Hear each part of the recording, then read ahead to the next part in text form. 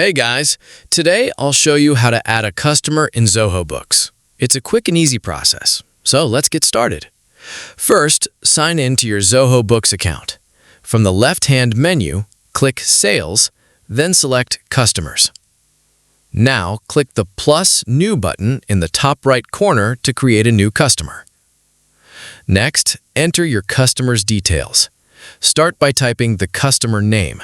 You can also add their company name, email address, phone number, and billing address if needed.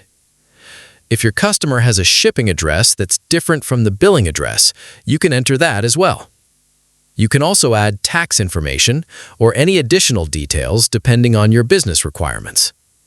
Once you've filled in the required information, review everything to make sure it's correct. Finally, click Save to add the customer to your Zoho Books account. Your new customer is now ready to use, and you can immediately create invoices, estimates, sales orders, or record payments for them whenever needed. That's it. If you found this video helpful, consider giving it a like and subscribe for more Zoho Books tutorials.